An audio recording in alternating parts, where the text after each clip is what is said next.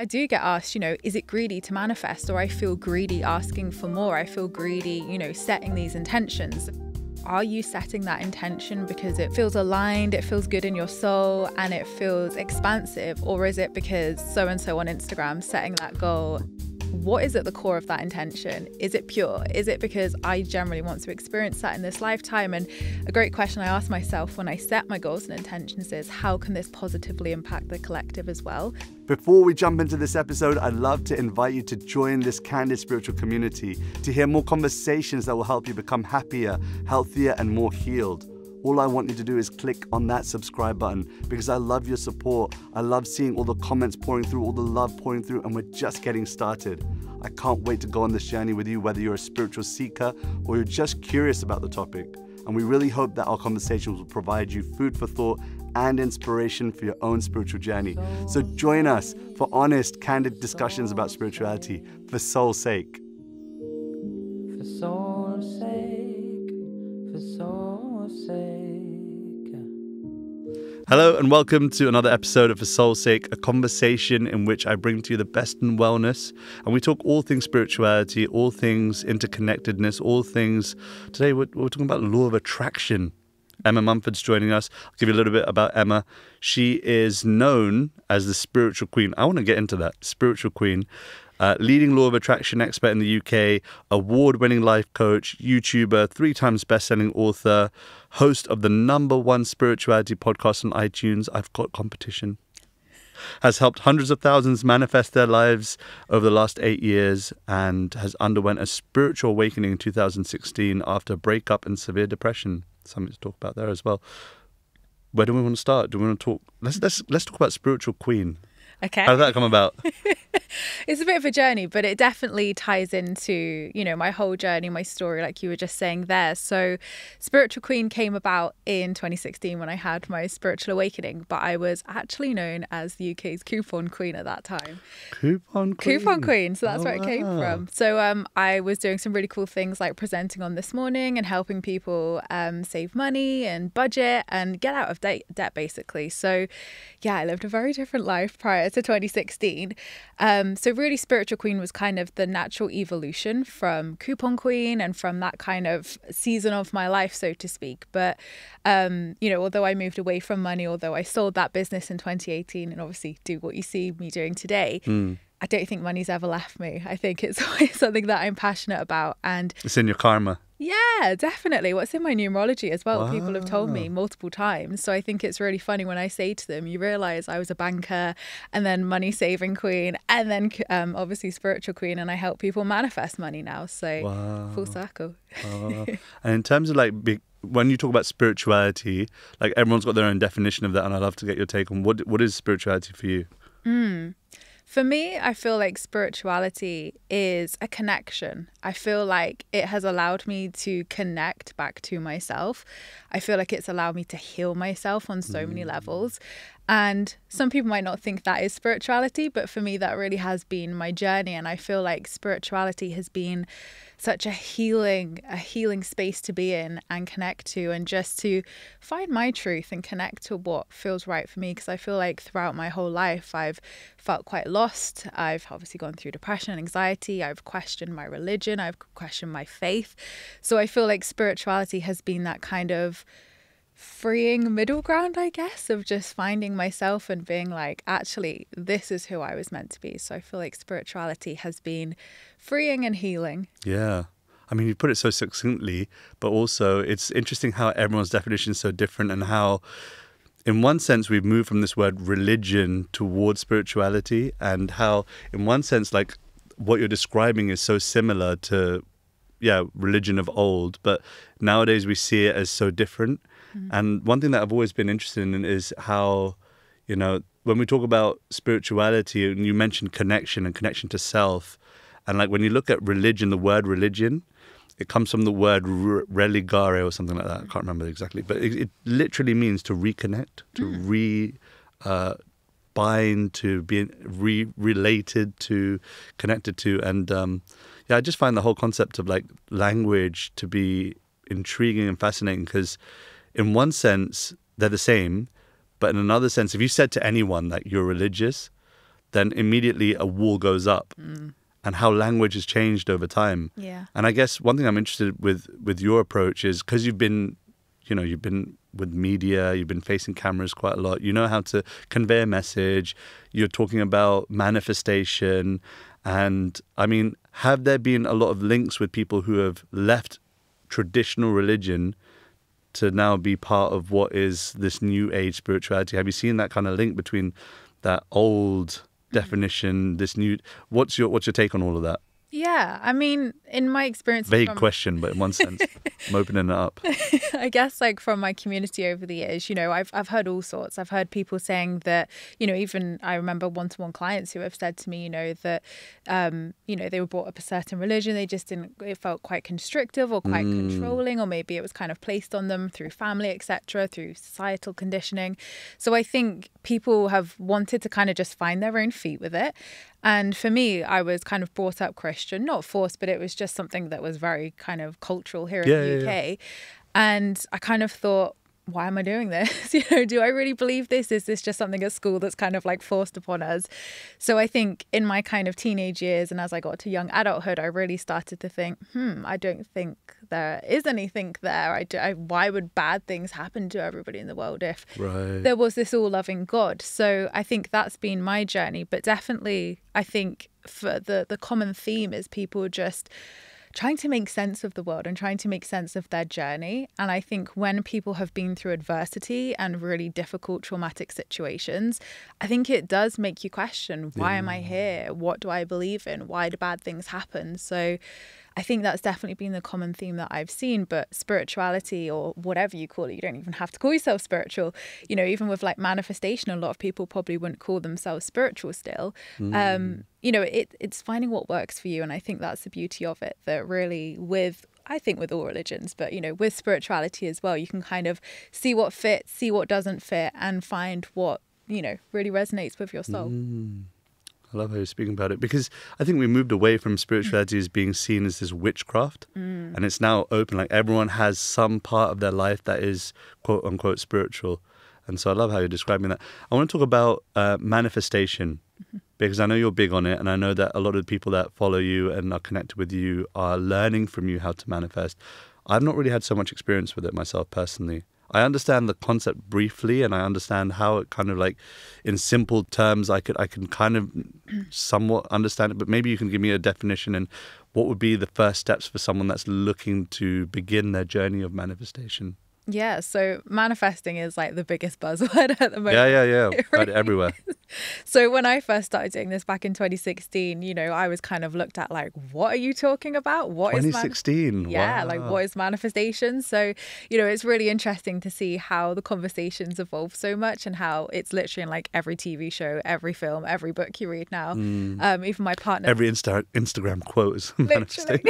Even my partner's like, I can't even go to work without hearing them talk about manifesting now. So it's really funny, but it just proves how powerful it is, and how, you know, people's mindsets are shifting and they're becoming more open to these things. But the law of attraction, simply put, is one of the 7 energetic laws of the universe. So essentially the notion that like attracts like. So what we put out into the universe is what we experience in our reality. Now, I always counteract that with a little caveat, because I know what's coming next from people of, well, does that mean we attract bad things to us? And it's an absolutely fair question, because I myself have asked myself that so many times over the years.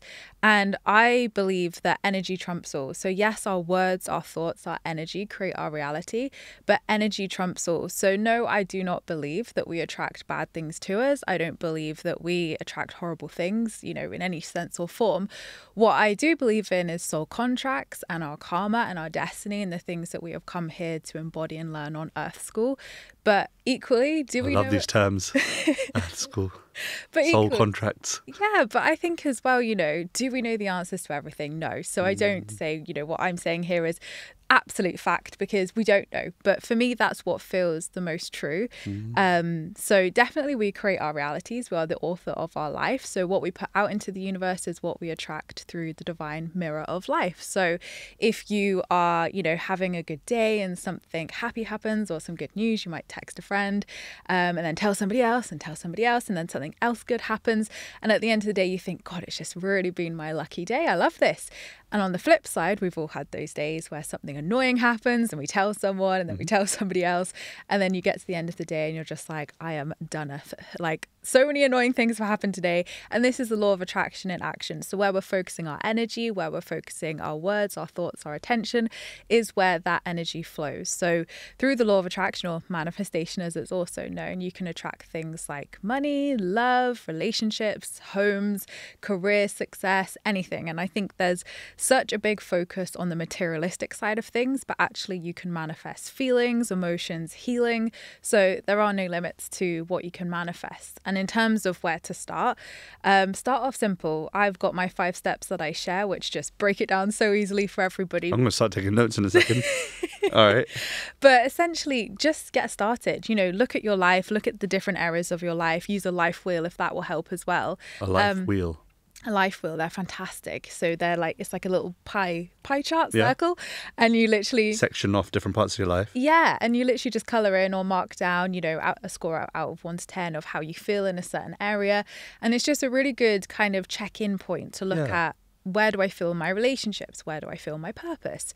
And then you can look at, okay, well, what would make that area a 10? And then if you say, well, having more fun and, seeing my friends would make my fun and recreation area a 10, then you would obviously set some goals around, going out more with your friends, spending more time with them. So sometimes it's easier to look at what's not going right in our life or not feeling good to then evaluate, okay, what do I want to manifest and what would feel good and what can I shift to achieve your dream life? I'm just trying to think now. What do I want to be a 10 in my life? Okay, give me some areas. Give me some areas on that life wheel. Okay, we've got relationship. Okay. Yeah. We've got spirituality. Okay.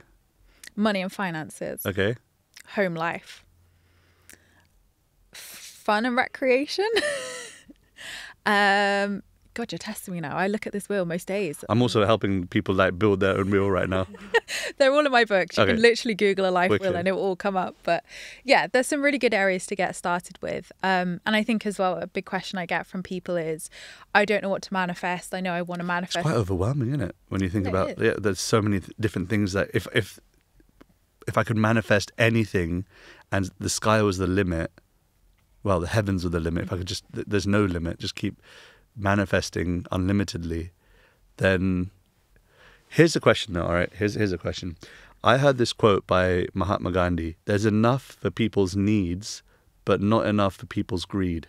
And if we all had it our way, have you seen that is it Bruce Almighty? I have, yes. So in Bruce Almighty, when he's in one sense he's manifesting everything, but then as a consequence of his manifestation there are other people that have to suffer. Has that question ever been, put to you? What about the greater good? Is there enough for everybody to manifest unlimitedly? Yeah, and it's such a good question because I think there is a lot of what I would say not so great teachings in the law of attraction sphere. And I think, privilege has definitely come up in conversation over the years around privilege and manifesting, and are we all starting off in the same space? And no, we're not. Let's be real, we're not. Yeah. We're all starting from different places in life. So to say to 8 billion people, you're all going to have the same results. You're all going to have the same, if you all put in the same amount of effort and energy, you're going to have exactly the same results, is just wild because it's not true. So yeah, we all have limiting beliefs. We all have different fears, different traumas, different experiences, a whole different array of things in life. So of course, everybody's results are absolutely going to be different in what they experience. But yeah, I do get asked, is it greedy to manifest? Or I feel greedy asking for more. I feel greedy, setting these intentions. And I guess you have to look at it from a sense of, are you setting that intention because it feels aligned, it feels good in your soul, and it feels expansive? Or is it because so-and-so on Instagram setting that goal, right, and you're like, oh, I feel like I should aim for that. Yeah. So I feel like definitely I've had to check in with myself over the years and be like, what is at the core of that intention? Is it pure? Is it because I generally want to experience that in this lifetime? And a great question I ask myself when I set my goals and intentions is, how can this positively impact the collective as well? So how is me manifesting that relationship going to positively impact other people, or how is that money going to positively impact other people? And I think when we take manifestation to that next level by, expanding it and looking at the collective, like you say, it then becomes so much more, because it is so much more. And I think the law of attraction is great, but I think it feeds the ego a lot as well. And for me, I found that the biggest piece that I found with obviously my work and manifesting personally is needing nothing attracts everything. So the quote you said is perfect. Because needing nothing attracts everything. Wow.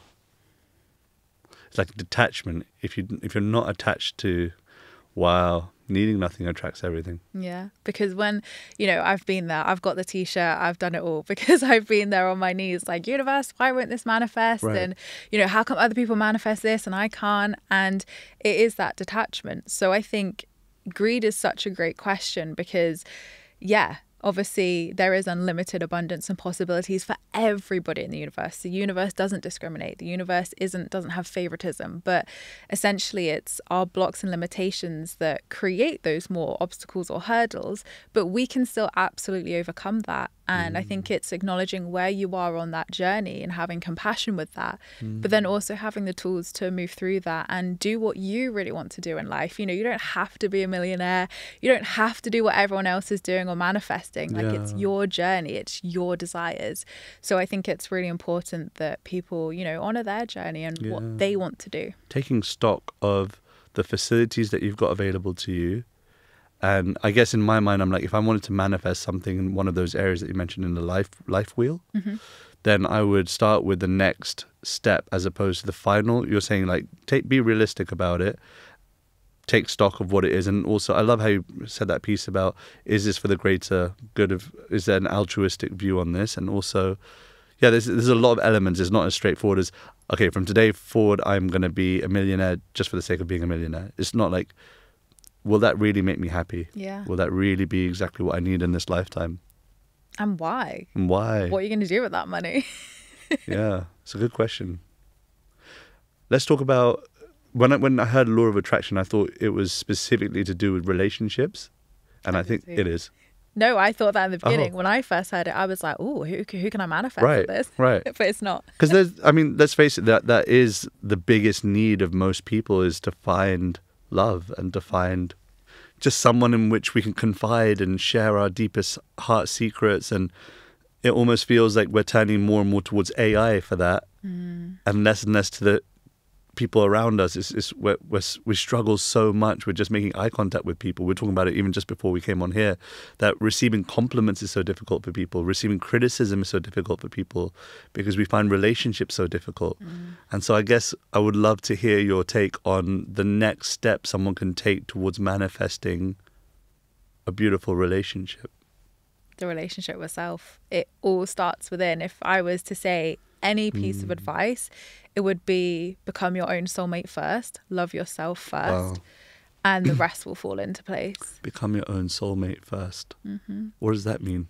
Well, it was a tough question I had to ask myself, and I can't remember for the life of me where I heard this question asked. But before I manifested my partner I'm with now, I heard someone say, do you want to spend the rest of your life with yourself first? And I was like,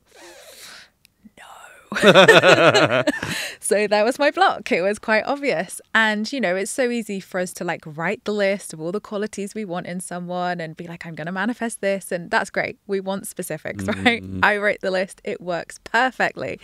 But ultimately you need to be that list as well. Like you can't just be like, I'm going to do nothing, I'm going to sit back. You have to be that energetic vibrational because it attracts like. Exactly. So you have to be the vibrational embodiment of that list to manifest it. So for example, I put like I wanted an outdoorsy person. I was like the least outdoorsy person ever. Yeah, how's it going to work? Exactly. How are you going to meet an outdoorsy person if you're always indoors? Exactly. So there's things like that to definitely consider, but the relationship with self is so important because like even to just bring this as an example, I was watching Love is Blind, the new series. And the amount of emotionally unavailable people on there. And it's so funny how people say I'm like ready for marriage. And I was one of these people a few years ago. I was like, I'm so ready to settle down. I'm so ready to find the one, Mr. Right. And I wasn't.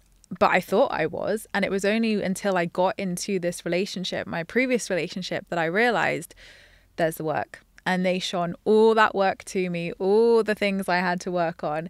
And I'm so glad they did, because now I'm a totally different person in my relationship. Right. And thank God, because I don't want to be carrying that into, you know, a new relationship or putting that on anybody. So definitely I think we need to look at our side of the street. We need to heal if we feel that, you know, we've gone through some stuff in previous relationships, and just knowing that we can embody unconditional love for ourselves first with our inner child and just within ourselves to be able to, you know, show up for someone fully as well. Yeah, it's like one thing that's ringing in my mind right now is that the grass isn't greener on the other side. The grass is greener where you water it. And usually where you water it is where you stand. You have to start with yourself. And I love how you were making that point, that first start with happiness is an inside job. Work there, figure it out. If you want something, then first see if you've got it yourself. Then the law of attraction means you're going to find it in another. I love all these points. That they're really clear.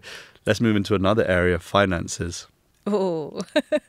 Okay, we spoke relationships. Is it the same thing with finances? Because if by theory what we're saying is that you need to first then manifest financial wealth yourself before it comes from different areas, that might be a difficult cycle to start. It's like, what came first, the chicken or the egg? Yeah, absolutely. But I do see our finances like a relationship as well. Ooh. Because you need to date money as well. Like, I think we feel I need that, to date money. yeah, have a date with money. I had one last week, and my partner came in. He was What does like, that look like? Okay, yeah, go on. I was sat in bed Yeah. literally at like 10 p.m. and I was writing down like all my different savings and all the like different, you know, incomes I had and things like that. Everything that was in the pot.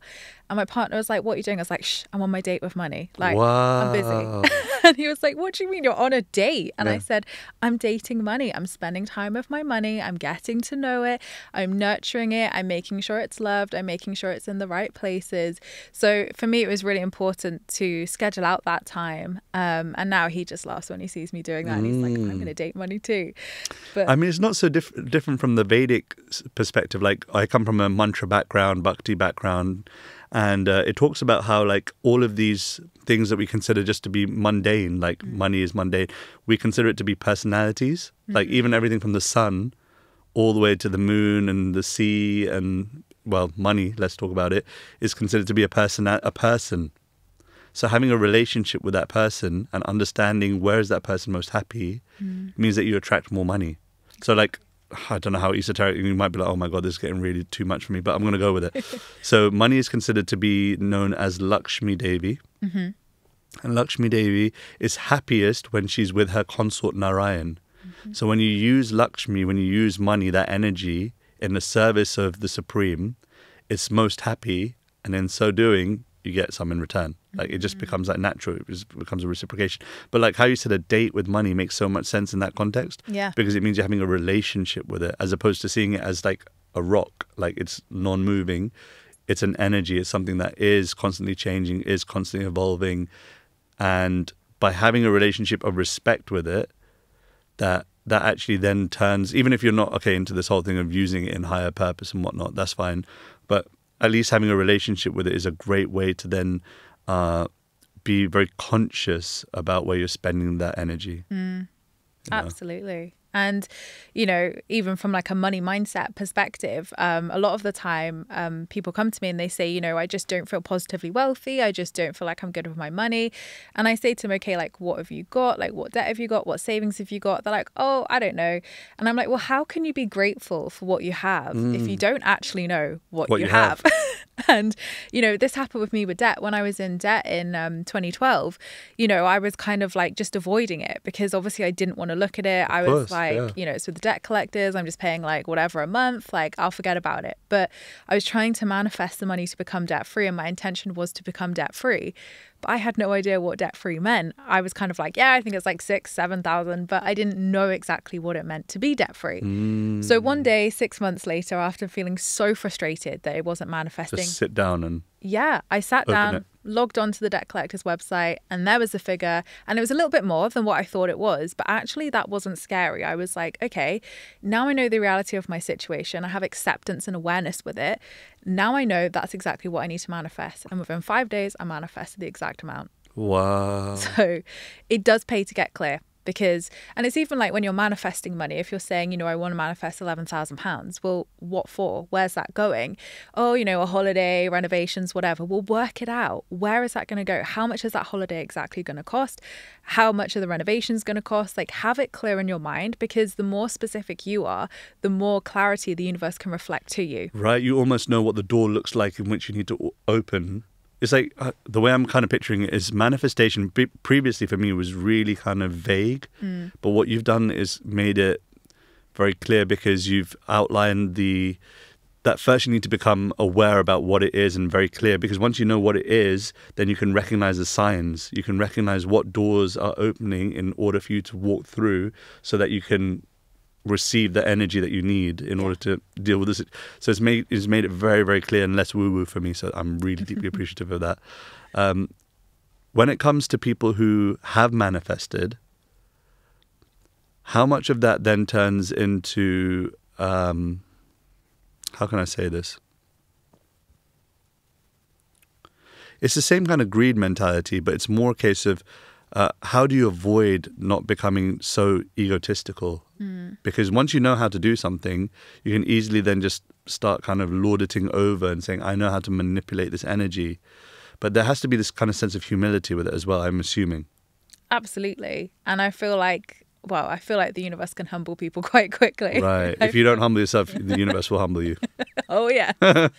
And, you know, I feel like through different aspects of my journey, I wouldn't say I was necessarily like, I need more or anything like that. But I feel like especially around love, I feel like that's been my biggest test in my lifetime so far, especially around relationships. When manifesting, you know, my previous relationship, I feel like the universe tested me over and over again to realize you're not the embodiment of unconditional love. Why do you want to get married? Why do you want to settle down? Why do you want this committed relationship? Because I couldn't have told you those answers 5, 6, 7 years ago, but I thought that's what I wanted. Right. I thought that's, you know, but then again, that's society, and that's probably the path that a lot of people find themselves going down of, well, everyone's doing this, so I must do this. So I think a lot of the time people fall into those traps, not intentionally. Sometimes, of course, it can be, but I think a lot of the time people fall into manic manifesting, which is a term coined by Gabby Bernstein, which honestly gave me so much clarity on what I was feeling. Manifesting. Yeah. So it's essentially the notion that when you manifest something, so you might set an intention and you manifest your desire, you're then like, what's next? Right. So instead of enjoying the view, feeling grateful and just being like, wow, my life is so incredible, you're like, there's still a hole. Yeah. There's still a pit. I need to fill that pit. I need to manifest more things. And this is what actually inspired my Positively Wealthy journey back in 2019 of I'd manifested every single thing off my vision board and I was so unfulfilled. And it was the moment where I sold my first business, the money business, and the money hit my account, life-changing amount of money for me to have. And I thought, wow, this is going to set me up for life. Yeah.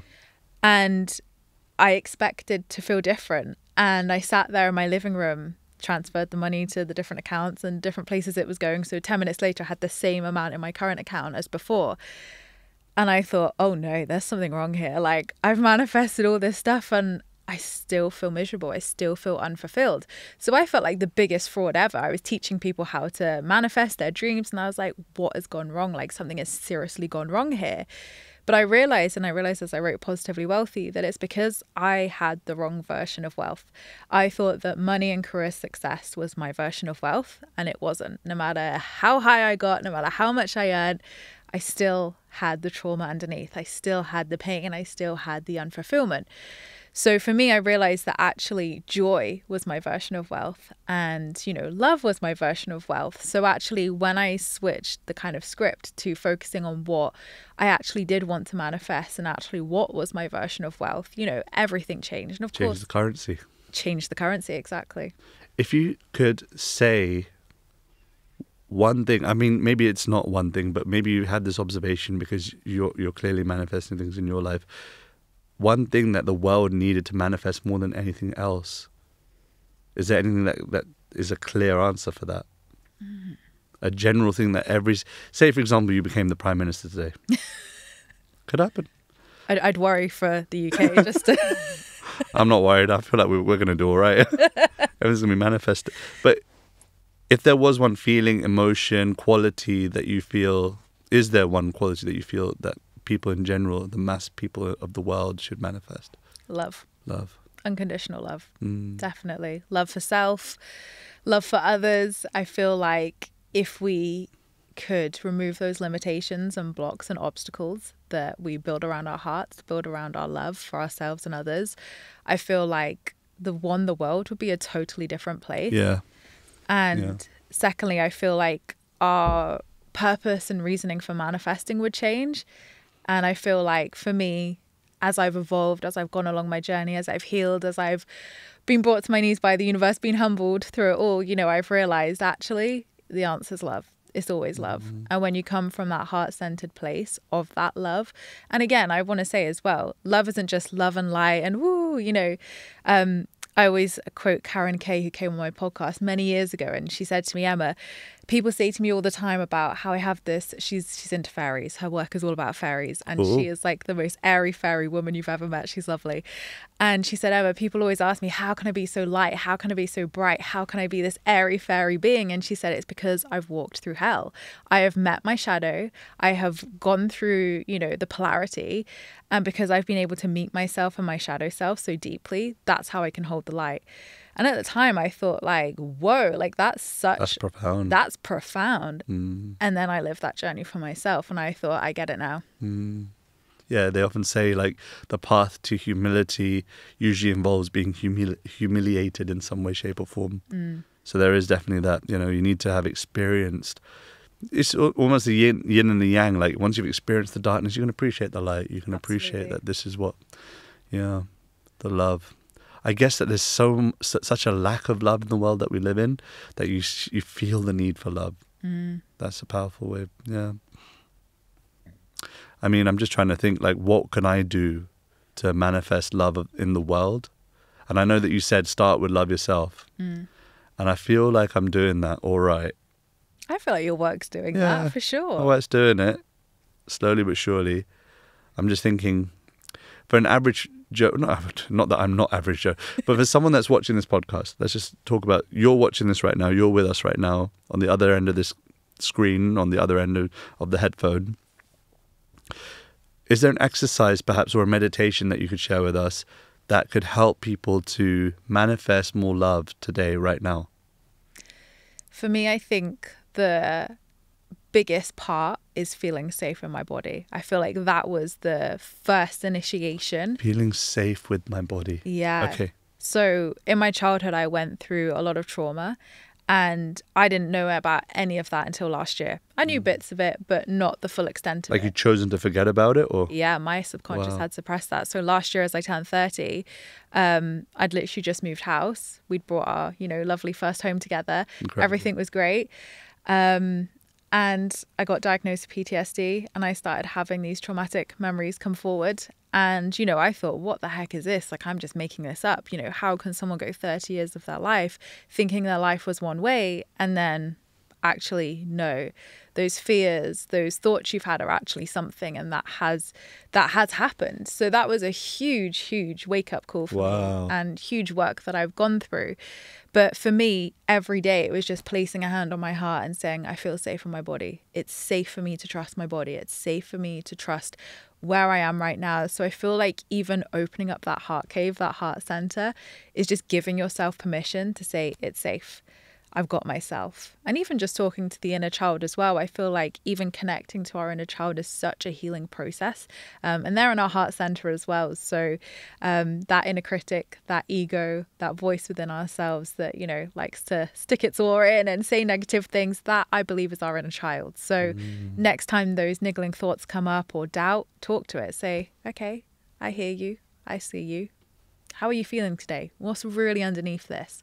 So even just being able to talk to your heart, talk to your inner child, give yourself permission to feel safe in your body, I feel like is such powerful beginning steps, because we need to be able to trust ourselves and know that we can hold that love and hold that space for ourselves to be able to go into that. Yeah. I'm just trying to think the last time I spoke to myself. Even just spoke to myself. I think a good question as well is like, when was the last time we allowed ourselves to just cry or be by ourselves? Yeah, right. No, I'm a big crier and I'm open about it. I like doing that. not like a hobby or anything, but like it's natural for me to cry, like, and I'm open about it. I think most of my friends have seen me drop a tear over something that I felt emotionally moved by, and I'm not shy about that. But it's just also like talking to myself. I feel like I only talk to myself when I've got a task list, a to-do list. And I think a lot of the time I feel most connected to self when I'm a to-be list. Like, okay, what am I going to do about this false ego of mine? What am I going to do about this lack of humility? What am I going to do about this lack of tolerance of others and critical nature? And it's just few and far between. And I feel that a step towards that has always been solitude.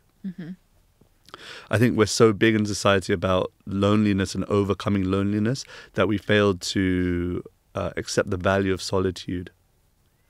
And a lot of the time you've dropped it in there, like relationship with money, relationship to self. You've gone to this point of going, first go and be in solitude. First start there. And then you can start having clearer thoughts about all these different areas, And it's something that I almost urge everyone to do. Like, we have holidays, and what do we do on those holidays? A lot of people, they go to the beach, they pick up a book, and they try to forget about life as they know it. Yeah. But rather, what would be really valuable is have a holiday wherein you're working on yourself a little bit. And it's uncomfortable. I know it's uncomfortable. I know it's painful. But the pain of doing that is uncomfortable versus the pain of regret of not having even tried to like decipher what's going on in the heart and the brain and in your soul. The pain of regret is unbearable. Like, can you imagine, like, 20, 30, 40, 50 years from now, we're all going to be in that inevitable bed, or, I don't know, in a situation at some point where we're going to be faced with the fact that we're going to have to die. And in that moment, will we not regret the fact that we had the opportunity, the consciousness, the brain, the intelligence, the opportunity, the facility to be able to just sit back and go, who am I? What is the relationship to self? And what is my next clear step? That we didn't even take that opportunity. So I'm inviting you to do it today. Let's manifest together today. Start with a little solitude, and let's take it from there. When you talk about all of these things in your books, is there a principle right now in your life that is ringing very true for you, like that you feel is very alive for you, so to say? I guess, the next book, as it would be rightly so, because I'm writing it at the moment, I feel like alignment. I feel that, Positively Wealthy was about understanding the law of attraction. What's your version of wealth? Hurt, Healing, Healed was like the inner work, clearing those blocks, and obviously the journey I've spoken about. Whereas I feel like now is this new season of my life as I step into my 30s, a whole new decade, a whole new season, and a whole new mindset, as you can imagine. So for me, alignment has been really looking at, what does it mean to be in alignment of this season of my life? Where have I been people pleasing? That's been a big thing I'm working on in my 30s, people pleasing. And now it gets to be on my terms. Obviously going throughout my 20s and 30s with all that suppressed trauma, it hasn't been on my terms. It's been on my trauma's terms. So even just redefining my identity has been huge. Dropping the identities, taking the capes off of identities. So there's so much, but I feel like rediscovering that it gets to be on my terms now is a powerful one, and for everybody's terms, not just my terms, everybody's terms. Yeah, for sure. Yeah, it's definitely a change, because I'm now 33, and I definitely think that this year. Is it? Yeah, it's a big one, 33. Is it? Yeah. Oh no. In what way? Everybody always says it to me. They're like, oh, Jesus year 33. So what apparently, happens? because, I don't know all the religious context behind it, but apparently because that's the year that Jesus died. Is it died? Yeah. Well, yeah, I think so. Yeah. Or resurrected, one or two. Same year, I guess. Exactly. Basically, it's a big year because it basically is like an initiation. So do you know what a Saturn return is and things like that? So between the ages of 27 to 31, we go through our Saturn return. So that's why you see a lot of people like getting married and taking those next steps in life. They come into adulthood. So for me, I could see my whole life changing in those 4 years, like massively, identities, everything. Yep, that happened for me. And then Jesus year was the 33, where basically, as my friend Hannah said, says she hasn't seen anybody get through it very well, but it's Oh. different for everybody. Oh, interesting. So it could be a year of like challenge and a year of Yeah, shake-ups. shake-ups. Yeah. Oh, yeah. I mean, I don't know whether I'm seeing it now that you've said it, but there have been some shake-ups. How interesting. Anyway. Off topic. Yeah, but I've definitely seen that the first 20 years of my life, I cared so much what people said about me and cared, what they thought about me. And the second 20 years right now is I'm really not caring what people think and say about me. And it's said that the last 20 years of your life, if we are lucky enough to get to that stage, you realize no one was thinking about you anyway. Oh, I got the chills on. Yeah, me too. It's just about recognizing that, we can't spend our entire life simply living to please others, people pleasing that you mentioned. And so, yeah, maybe my Jesus year is going to be powerful for that, that I'll realize that more and more happiness is an inside job. Interestingly, I'm talking about that a lot more. Like in public events and, meditation events, chanting events, I'm talking about happiness being an inside job. And it's hitting me more and more that the accomplishments, because once you've achieved a certain level of success, then you start realizing that there's something beyond this. There's that hole it's almost like a divine shaped hole that hasn't yet been filled. And it's right now just a whisper in my ear. Like I just hear it from time to time. Go in solitude, go deep. And it's just a quiet whisper right now. But I'm kind of just exploring it. Like, okay, maybe I need to map out time for myself just to be by myself. Date yourself. Date myself. Set some dates up with yourself. I think solitude is so important because we are great at busying ourselves. Like I used to be the queen of this. Like, Is it? Yeah, like with the to-do list, like you say, all of this. And as humans, we're fantastic at it. Yeah. Like conditioned fantastic, A-star for it. But how often can we spend quality time with ourselves? And I think a lot of people can say, oh, I can watch a movie by myself. I can read a book. That's again just... You're doing stuff. Yeah. Just sit and stare at a wall. See what comes up when you do that. I mean, you don't have to stare at a wall. You can stare at a nice view. But, do nothing. Be nothing. Just for 10 minutes. I mean, I think people think, oh, I can't be bothered to sit there for 10, 20 minutes. I've got things to do. Just start off with 5 minutes. Yeah. Do nothing, be nothing, and see what comes up. Because when we create the space, that's when the inner child can come up and talk. That's when the things that we have been suppressing or putting off can come up. Definitely. I get this real clarity of thought. Just before I doze off, I actually don't go anywhere near my phone. So I tell everyone good night. I'm all my team, everyone. I'm signing off. I'm out. Put my phone on charge, away from me, way, because I used to scroll myself to sleep. Just to kind of like keep my mind, whatever, just let it tire itself out.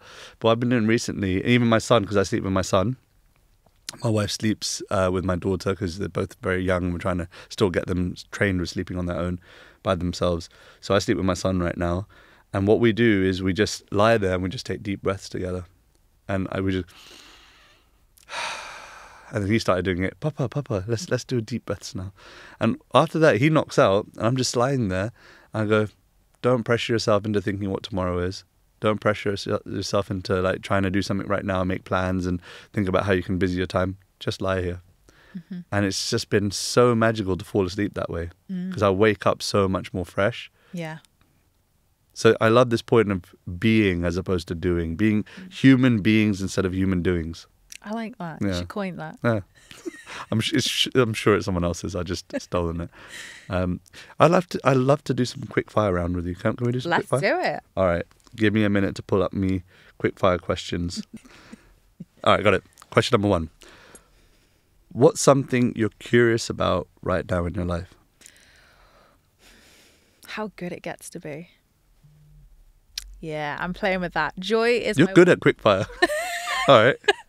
Joy is my word for 2024. Yeah. So I feel like the last decade was tough. Last year was equally tough for different reasons. So now I'm like, this is my season for getting to see how good it gets to be. I'm now curious about that too. What's something you're personally working through at the moment? Friendships. Shifting of friendships. I thought I'd say the inner work, but I feel like that was last year. I feel like that's kind of embodied and kind of integrated. I mean, the inner work, we're always working through that. It's like an onion. Constant. It never stops. Yep. But friendships, actually, I feel like I moved last year into our home, as I said. I moved in with my partner, and I only moved half an hour down the road, which in the countryside is like ages, of course. Oh, is it? In the city, it's like nothing. Yeah, it's nothing. But in the Really? country, it's like miles, apparently. And I feel like my relationships have really shifted. One, as I've moved in with my partner, stepped in this season of my more life. time is spent there. Yeah. And it's been interesting because it's been a lot to work through. And it's been very interesting to see those dynamics change and, you know, grieve that loss as well, because it is loss. Oh, Yeah. So it's reestablishing that and saying like, okay, I didn't expect that, but how can I deepen the friendships and connections I do have and cultivate new ones as well? beautiful. So much confidence comes from the way that you said that, because I think a lot of people can relate. And I think that you've given a stepping stone for many people that are going through an evolution of friendship, an evolution of relationships. Thank you. Question number 3. In short, what legacy would you like to leave behind in this world? It's a big one, isn't it? Big one. Can't And do you that say in short. I know. Like, can Sorry. that be done? Yeah. Well, let's call this medium fire round then.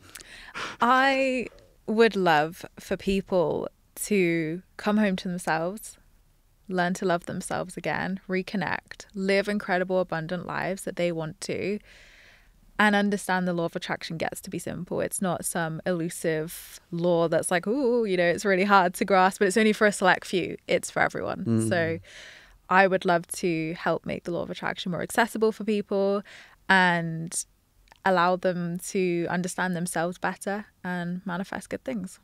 That's beautiful. Question number 4. Something you used to deeply value, just don't value as much anymore. Oh, I might get judgment for this. Let's do it.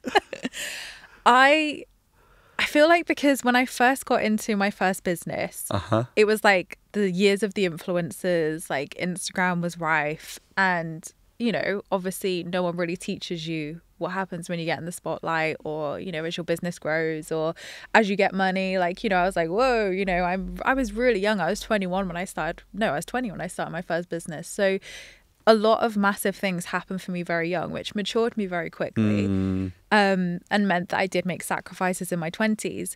But for me, I was always like, you know, when I get that handbag or when I get that thing, that I'll have made it. And as I got to those stages, I was like, I don't even like that handbag anymore. It's gone out of season. So for me, I used to value wealth as like having nice handbags or being able to afford those certain luxury things. Whereas now, I literally couldn't give a crap what I drive. I love my little 2014 Mercedes car, which is my first little car. And I was so proud the day I bought that car. And people might think, Emma, why won't you buy yourself a nice car? You've worked so hard. And I'm like, but to me, that is a really nice car. And it's my first car, so I don't want to crash it, you know? So yeah, I feel like wealth is a massive thing I've reevaluated. And I've realized that, there's bigger things. Yeah, I wish that was something that didn't have to be experienced to be realized. Yeah. Because so many people perceive success as material wealth, like more zeros in the bank account. It's only when you've achieved that, I don't know if achieve is the right word, received that, that you realize that there's so much more to this lifetime. And I wish that message could go out further and people could understand that it's in giving that you receive. It's in loving that you receive. It's not in the... It's like that age-old thing that if you put a bag of grains in the middle of a village, the birds would come and eat their peas. The squirrels would come and take what they need to take. But the human being has this ability to just go, oh, I'll pick that up and take it for tomorrow. Yeah. And that'll make me happy. But actually, if we just went, okay, let me take what I need and distribute the rest, like... I've been given the opportunity to distribute it. That there's so much more happiness in that giving and in that loving.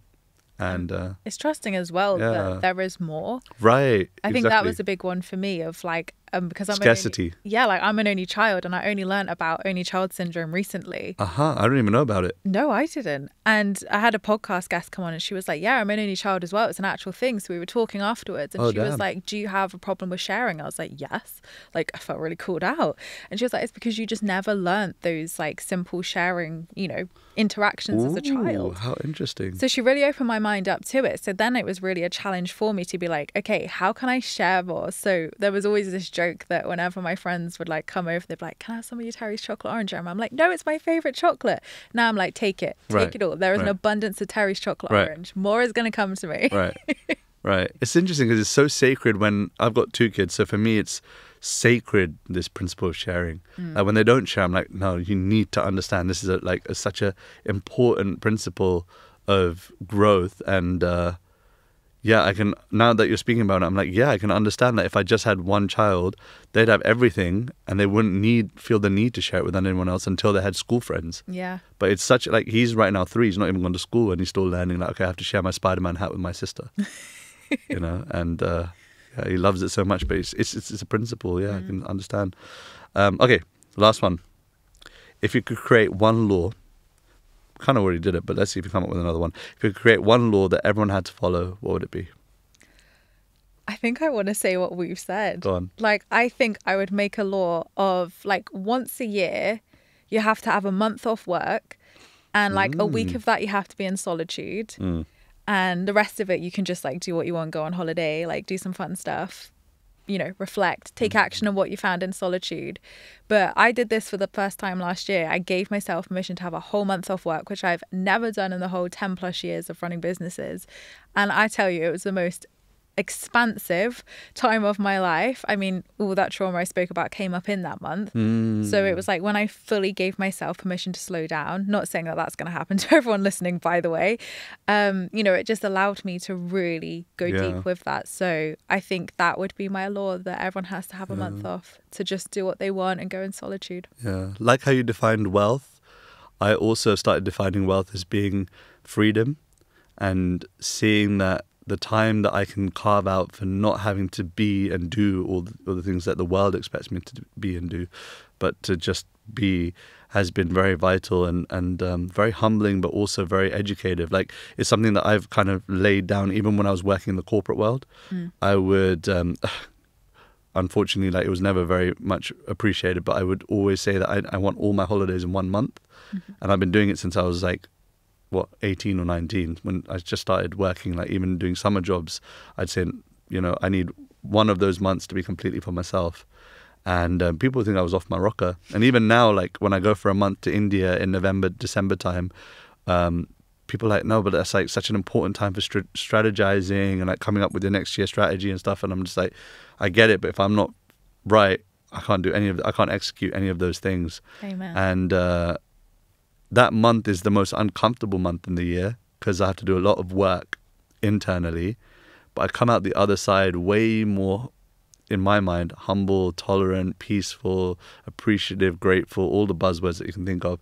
That all comes from that 1 month, and I hold it sacred. I'm like, come hell or high water, I need to have that month. Yeah. You know? Anyway, I don't know if it's being elitist and people like, oh yeah, well and good for you, mate. But I think you can model your life in such a way if you really appreciate growth. And I think as well, it comes with time. Like, you know, if you'd asked me 3-4 years ago to take a month off, I'd have been like, oh my God, I can't. Yeah. It obviously absolutely does come with a certain level in your business or your time or your career, of course. But, you know, you can even create those pockets of opportunity. Whether it's take a week off work. Beautiful. And it's just a week. That's it. Yeah. You know, you can build up from that. And like you say, people thought you were mad for doing that, but you honored that and you made it happen and then you stuck to it. So where there's a will, there's a way. There's a will, there's a way. I mean, it's been an incredible chat. Thank you so much for having me. No, it's been incredible. You've come she came from, where was it? Reading? Somerset, I come Somerset. She come from Somerset for the podcast. If you guys don't appreciate that she's come from Somerset, I'll be crying here. So drop it in the comments. Say thank you for coming from Somerset all this way. And you've given us so many lessons, tools. You've given us practical things that we can do right now, here and now, from the lives that we're living to manifest a better future. And if nothing else, I feel like I've come away with realizing that manifestation is not all that woo-woo. that you made it very, very practical. And I appreciate that. Thanks for doing that. Thank you so much. Thank you all so much for joining us on this episode of For Soul's Sake. If you enjoyed it, you know what to do. Send it to a friend, share it with a neighbor, give it a thumbs up, give it a like, hit that like button right now. And see you on the next episode of For Soul's Sake. We'll be having more conversations about spirituality in a candid, honest setting. And look forward to seeing you on the next one. Peace. If you love this episode, you'll love my interview with Keshiva Swami on serving others and how our life gets ironed out in the process. Go check it out. When I have managed to find that selflessness, that sense of it's really not about me, but I'm really here as a servant to give, then I found two things happen. The first thing is that our ability to actually really serve others just expands exponentially.